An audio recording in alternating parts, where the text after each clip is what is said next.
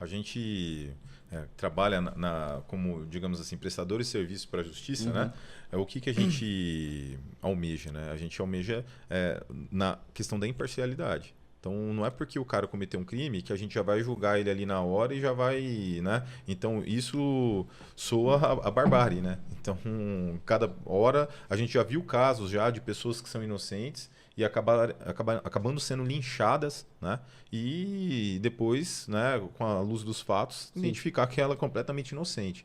Então, assim, nosso trabalho, né, tanto da questão, né, do advogado de defesa como da perícia criminal, é fornecer elementos para provar que ou esse indivíduo ele tem envolvimento com crime ou não. Se caso ele tem envolvimento com crime, responder de forma exata. E uma coisa interessante que vale ressaltar é que na produção de provas do processo penal, a prova produzida pela acusação tem um caráter muito mais de peso, ela deve ser muito mais condimentada do que a prova de defesa.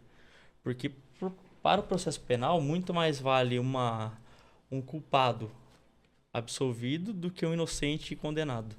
Entendeu? Então, ele, em regra, seria essa a principiologia. E a gente sabe que, infelizmente, a nossa justiça ela ainda é muito preconceituosa, né? A gente tem uma população carcerária que, em sua grande maioria, são negros, né? E nos Estados Unidos, que é referência para a gente em muitas coisas, recentemente teve até um caso num programa desses de talentos e tal, e aí mostrava a história de um indivíduo que ele ficou, se não me engano, 30 anos preso. E aí o que libertou ele foi uma amostra de DNA. Porque a situação que ele elencou foi que eles precisavam de uma pessoa para acusar.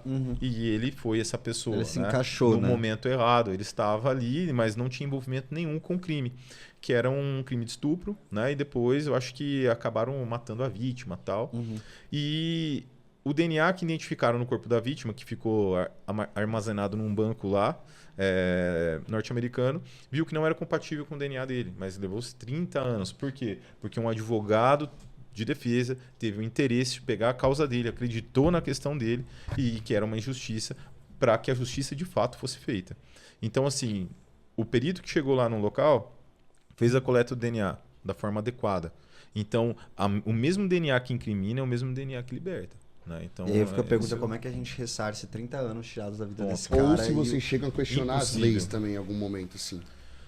Olha, eu acho que questionar as leis em si, não. Eu acho que às vezes a forma de execução, eu acho que, por exemplo, a lei de drogas, eu acho que precisaria ser reformulada.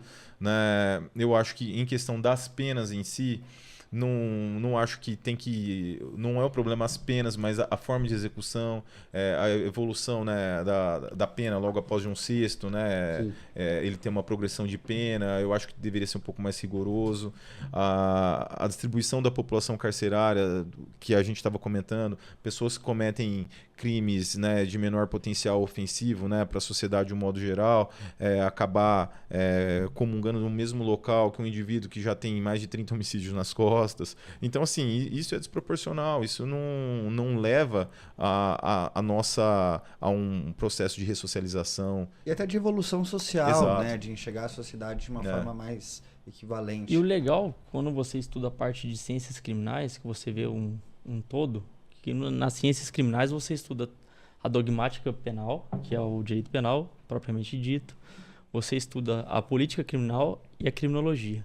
Na política criminal, você tem toda aquela desenvoltura do porquê tornar-se crime. Então, o direito penal, ele se preocupa com o crime ainda quando norma. A criminologia, o crime quanto fato. E o direito penal, a política criminal, ela vai se preocupar por que tornar-se crime aquele fato. Então você tem toda essa dogmática ali, esse círculo norteando a pessoa ao princípio, um dos princípios que deveria reger o Código Penal, que é o princípio da adequação social, né? Sim. Porque conforme a sociedade vai se desenvolvendo, vai tendo novas condutas, criando novos modelos éticos, morais, o direito penal ele deve se moldar também perante a isso. deixando de criminalizar condutas ou criminalizando novas condutas. É até interessante essa questão, né, Roger? Né? Só fazendo um adendo, a questão também do crime de adultério, né? Exatamente. O crime de adultério, exatamente. Né? Já imaginou como estaria, né, o sistema carcerário hoje em dia se isso continuasse sendo crime aí, né? Então, você tem que ter uma atividade de política criminal constante para que você tenha um êxito ali na eficácia do direito penal. Senão a gente volta para o mesmo fator que a gente tinha conversado antes. Um simbolismo penal, onde vai ter muito mais, vai ter sopesado um valor simbólico e não eficaz. E uma hipertrofia penal. Vão existir vários tipos penais, uma grande massa de encarceramento, mas uma eficácia muito contida. Mas, então, por exemplo, assim, eu tinha 17 anos, isso realmente aconteceu. E tinha um amigo meu, da época de igreja e tudo mais, ele andava com outro amigo dele, e ele começou a usar droga. Ele chegou no amigo dele e falou assim, vou contar pros seus pais, não é legal o que você tá fazendo, 17 anos. Ele foi e matou ele, com medo de contar pros pais, com 17 anos. Até hoje, meu amigo tá morto, e ele com 8 meses saiu. Tipo, como que... Eu acho uma puta sacanagem, eu não sou de acordo com isso. Mas como que vocês, ainda mais na idade, com o ramo e tudo mais, veem isso?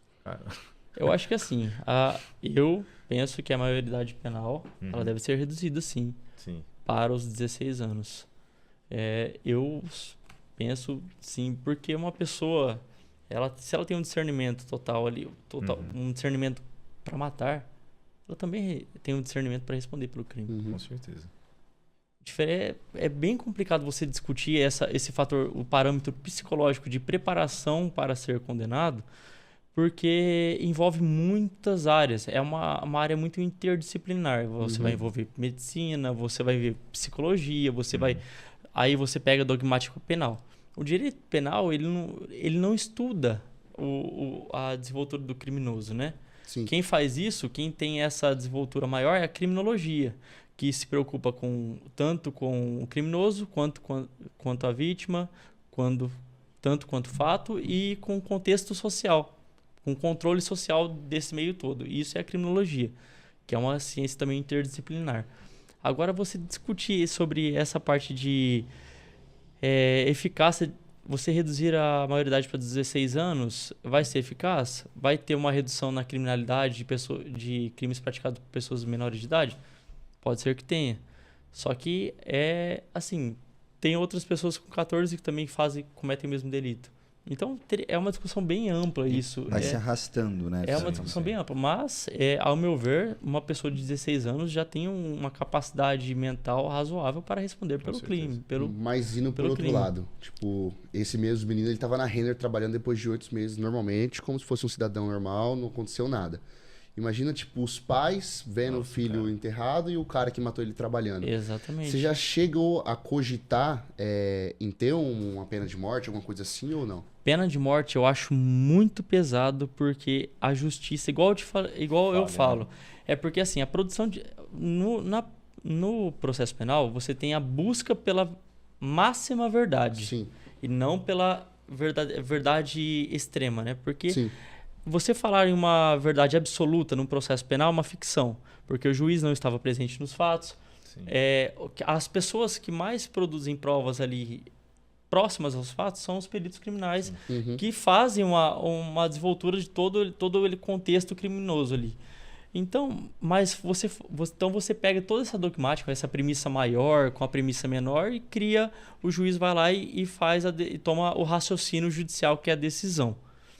Então, assim, você falar é bem complicado falar sobre isso, sobre esse aspecto. Eu não sei se eu também eu acho que pena de morte é uma questão delicada, né? Sim. Mas eu acho que a execução em cima das penas, em relação 8 meses para um indivíduo cometer um crime dessa natureza, cara, é um absurdo, entendeu?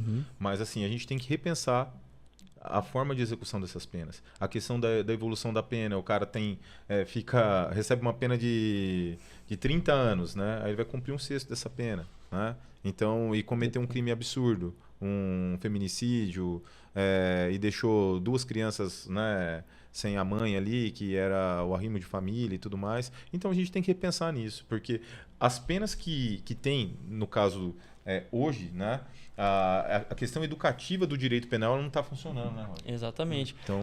E por Então, trás tem de uma todo o crime, além de todo o terror do crime em si, existe o impacto desse crime na vida dos envolvidos. Com certeza, sim. Então, como você citou, às vezes você está matando uma mãe, Uhum. que só isso por si só já é horrível, mas está gerando 2 filhos ali com traumas, Com certeza. às vezes Propensos sem uma quem É a sabe razão até o disso, crime, por né? exemplo, que surgiram correntes no estudo de direito penal.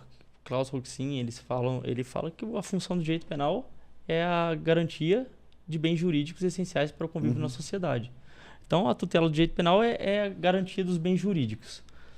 Isso dito por Klaus Roxin. Agora, aí teve outros doutrinadores, outros estudiosos que falaram, poxa, mas quando um crime já foi cometido, o bem jurídico já foi violado. Então, a gente não tem como tutelar. Então, ali você vai além desse direito. Aí veio a teoria do garantismo da norma, que a pessoa... Aí o direito penal deve tutelar a norma, mas isso não é adotado no Brasil. Deve figurar a garantia da norma, assegurar a garantia da norma, a eficácia. O que não é adotado no Brasil, que é adotada a anterior.